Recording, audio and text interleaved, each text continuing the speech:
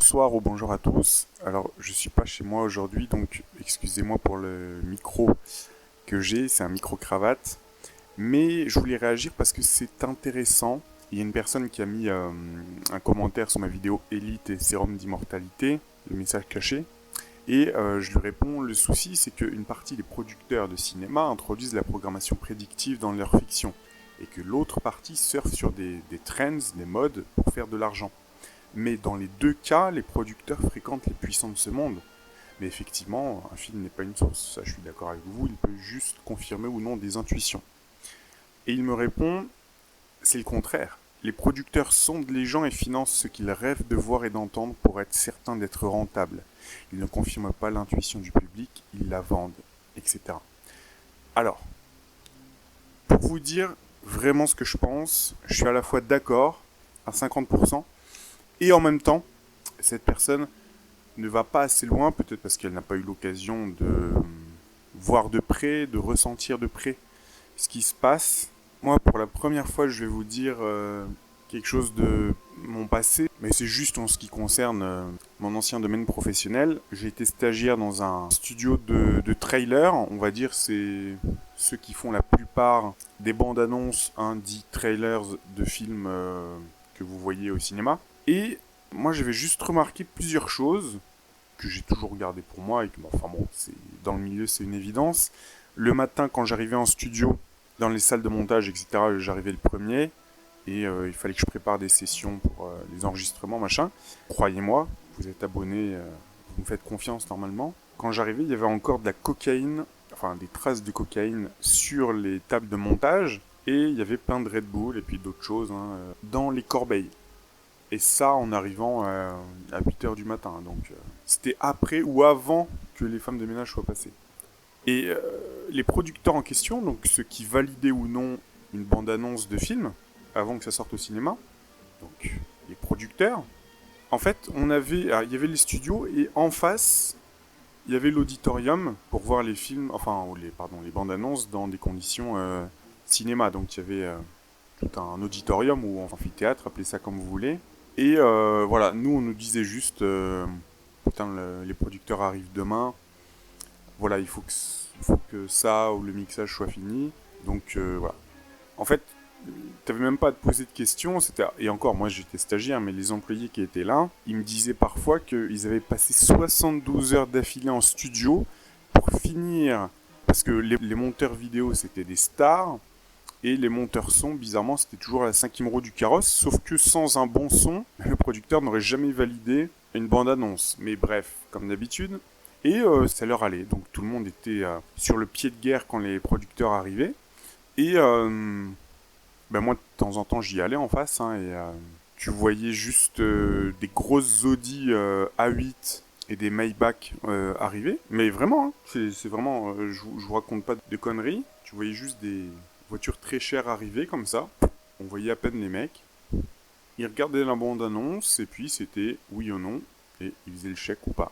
Et ensuite, les montages sur bande vidéo repartaient par un coursier en fait et allaient être distribués dans les salles. Après, je sais pas trop comment ça se passait, mais moi c'est ce que je voyais. Juste pour vous dire que je connais un tout petit peu ce monde-là. Je dis un tout petit peu, pas, je connais pas entièrement le monde du cinéma, mais je vous raconterai l'anecdote aussi d'un homme dont j'ai fait connaissance. Voilà, je vais pas vous dire comment ni où, etc. Il se trouve que ce mec-là était à la même table que moi, à ma gauche. Et quand on me l'a présenté, j'ai juste tilté parce que son nom, en fait, j'ai une mémoire assez visuelle et son nom, c'était souvent des noms que je voyais sur des affiches de, on va dire, allez, des films que j'estimais comme des films de merde français qui font malheureusement beaucoup, enfin, qui faisaient avant le Covid pas mal d'entrées, donc des films de merde. Et donc, je me souvenais de ce nom-là.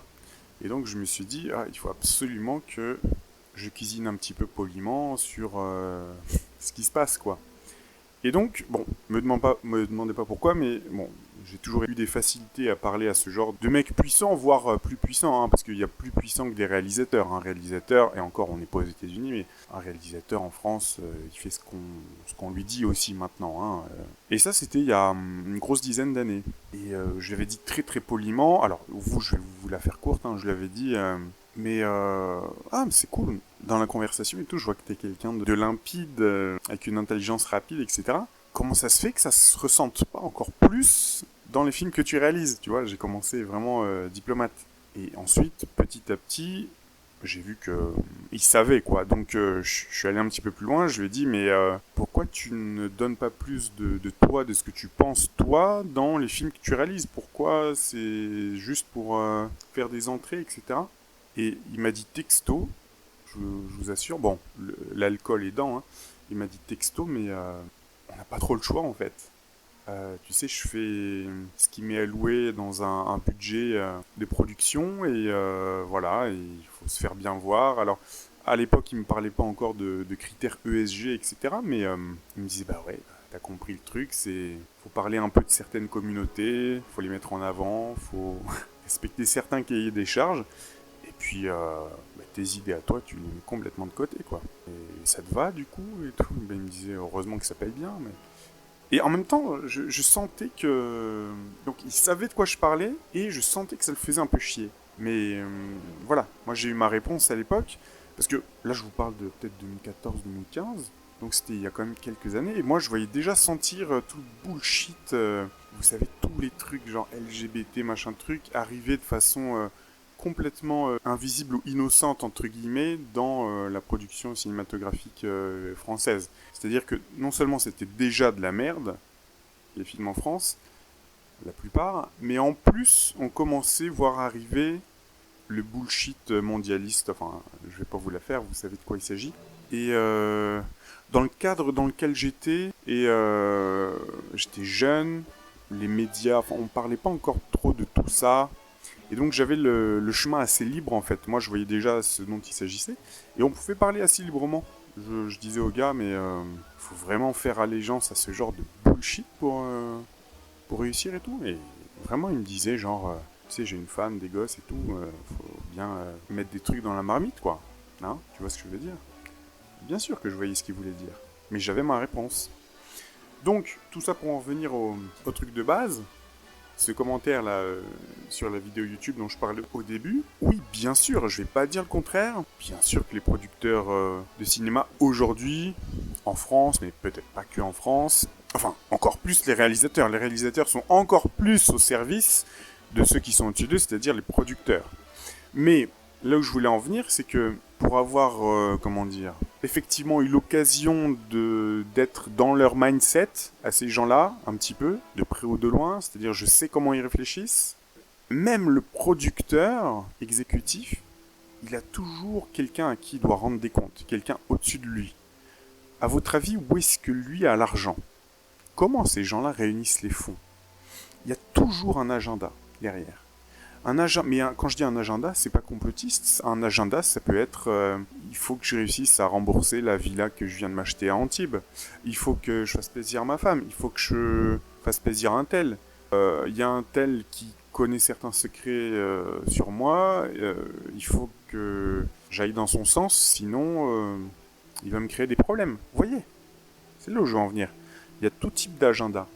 Et le producteur, quand il n'a pas toute la somme, s'il faut, j'en sais rien moi. Alors, il y a plein de trucs, il y a plein d'aides. Hein.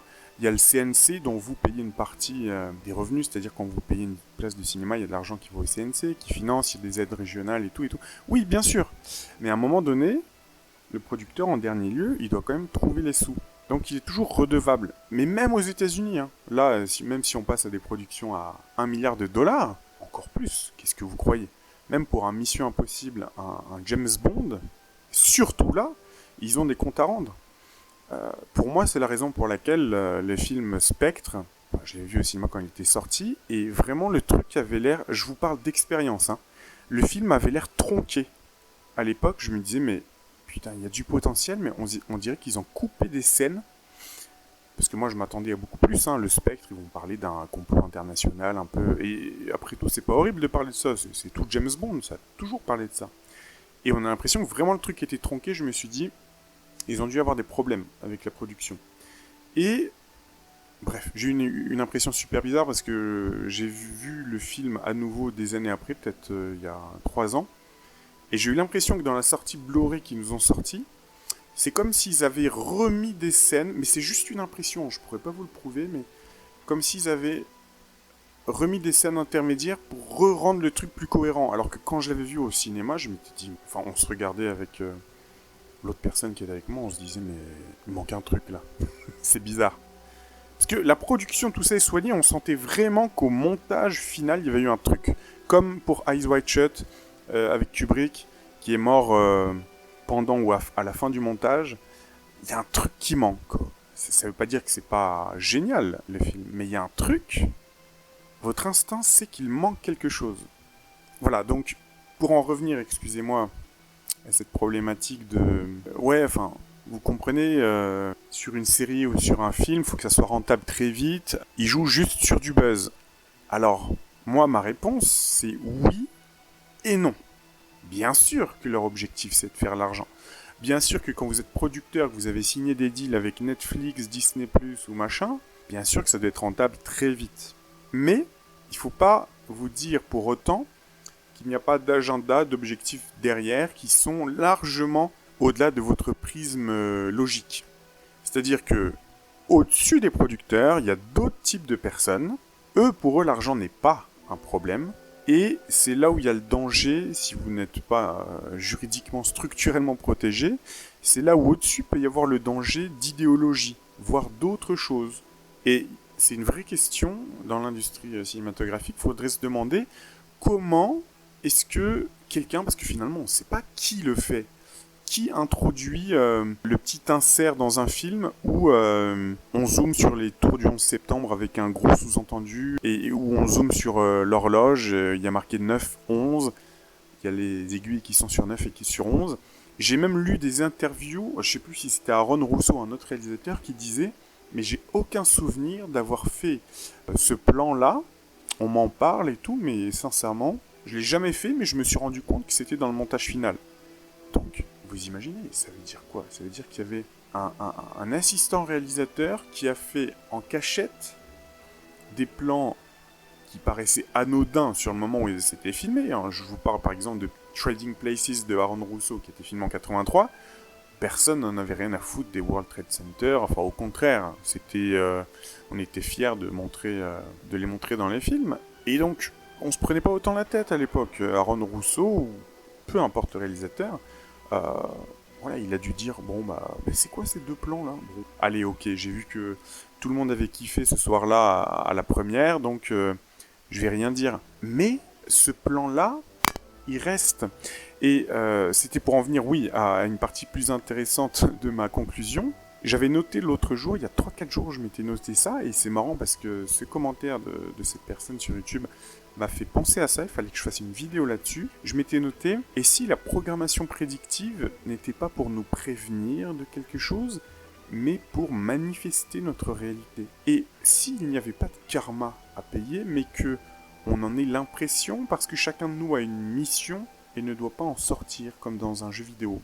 Alors, j'essaie de me remettre dans la logique dans laquelle j'étais l'autre jour. Oui, parce que sur ma chaîne, on est passé par plein de stades concernant la programmation prédictive, parce que j'ai été un des premiers il y a plus de 10 ans sur YouTube. Je voyais ce terme en anglais, et ça correspondait à quelque chose, et je l'ai traduit par programmation prédictive, ce que ça veut dire littéralement. Et au début, moi, je vous disais, pour moi, c'est ça. Donc au début, pour moi, c'était ces gens-là veulent nous prévenir de ce qu'ils vont faire de terrible, pour se dégager un petit peu de leurs responsabilités et pour se racheter un peu leur karma. C'est-à-dire que sur l'échelle d'une vie, ça leur permet de se faire pardonner par Dieu s'ils croient en Dieu ou par l'univers s'ils croient à une banque karmique, bref. Et ensuite, voilà, parce qu'on évolue, hein, parce que j'ai commencé ma chaîne jeune et que on évolue, ça veut pas dire qu'on retourne sa veste, ça veut juste dire qu'on a plus de connaissances. Par la suite, je me suis dit, est-ce que c'est pas pour rembourser leur karma, mais plutôt parce qu'ils ont besoin qu'on sache les choses et qu'on les valide parce que le libre arbitre existe et ils le savent et que on doit valider ces choses-là avant qu'elles n'arrivent. Et quelque part, pour que subliminalement, on soit prêt quand le 11 septembre arrivera. C'est-à-dire que, oui, bien sûr, pour notre cerveau, c'est une catastrophe, mais notre cerveau sait comment réagir, parce qu'on a été déjà programmé. C'est-à-dire que on va agir dans tel sens, à dire ah oui, ce sont eux les ennemis, c'est eux qui ont fait ça, c'est pas du tout un travail de l'intérieur, bien sûr. Donc, la deuxième étape, c'était ça. Mais maintenant, avec les années, je me dis, et avec ma connaissance des choses, des mystères de l'univers, je me dis, et si c'était, c'est à la fois très compliqué et très simple, et si c'était pour créer leur réalité? C'est-à-dire que, en fait, eux, ils se la pètent, mais ils sont rien sans nous. Quelque part, les Illuminati du monde, c'est nous, hein, et là je fais une grosse caricature. Je prends le terme qui est connu dans la culture populaire, mais et si les Illuminati puissants, c'était pas eux, mais nous, le réservoir puissant? C'est-à-dire que eux, ils sont peut-être moins d'1% de la population, et ils ont besoin que nous imprimions dans notre subconscient, c'est-à-dire même si vous regardez un film que vous vous dites, mais c'est des conneries, c'est de la fiction, vas-y, n'y crois pas, qu'est-ce que va retenir votre subconscient? Là-dessus, il faudrait lire Carl Jung, qui parlait des archétypes. Votre subconscient, lui, il va peut-être y croire. Et il va peut-être manifester cette réalité, puisque notre cerveau serait une sorte de tête chercheuse, comme en informatique.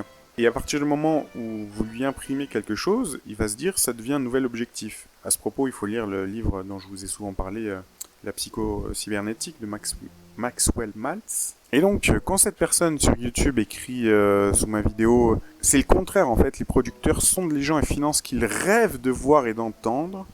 Alors, quelque part, j'aurais arrêté sa phrase là.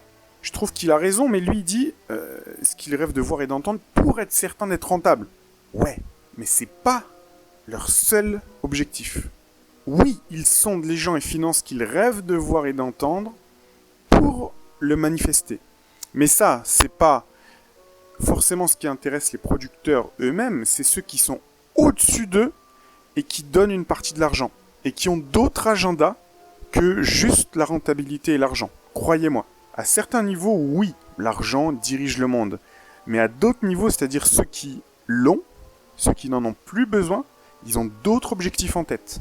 Comme vous avez 10, 20, 30, 40 milliards d'euros ou de dollars depuis que vous êtes né ou depuis des dizaines d'années, vous êtes au-dessus.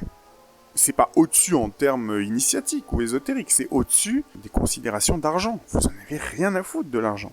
Il s'agit d'idées, il s'agit d'idéologie. Donc oui, la rentabilité, oui bien sûr, on sait comment ça fonctionne hein, pour les séries Netflix, ils vont se dire tiens, on va faire un truc qui s'appelle Stranger Things parce que on voit que chez les complotistes, il y a une bonne rétention, ils sont assez fidèles à certains types de contenus, donc ça peut nous rapporter de l'argent si on parle un peu de MKUltra, de trucs genre X-Files ou machin. Bien sûr qu'ils réfléchissent de façon cynique de cette façon. Hein? Même, quelque part, j'ai envie de dire, vous vous souvenez dans le premier montage que j'avais fait de mon ancienne chaîne en décembre 2015, j'avais fait une vidéo sur les Illuminati, elle est encore visible sur mon Patreon, je l'avais réuploadée. J'avais mis dans le montage la musique Running Up That Hill de... c'est Kate Bush, hein, ouais. Sur mon montage, parce que je trouvais que ça faisait bien. Et moi-même, je l'avais déjà entendu dans une autre vidéo. Et sûrement que ces mecs-là, d'ailleurs, moi je m'en aperçois, on est des sources d'inspiration pour eux aussi. Alors certains vont nous dire, mais non, vous êtes des microbes, vous n'êtes d'aucune importance. Si, il y a des gens qui font des veilles concurrentielles sur Internet, qui regardent nos contenus, entre autres, et qui voient, tiens, ce qui peut marcher ou pas. Et donc, peut-être qu'un jour, ils ont décidé de mettre Running Up That Hill dans la série Stranger Things. Quand j'ai vu ça, j'étais super content, parce que Kate Bush, sur ce deal, ça s'appelle la synchronisation, elle a dû avoir, je sais pas, 20, 30, 40 millions de dollars sur ce titre qui avait 40 ans, hein, donc ça fait revivre une musique.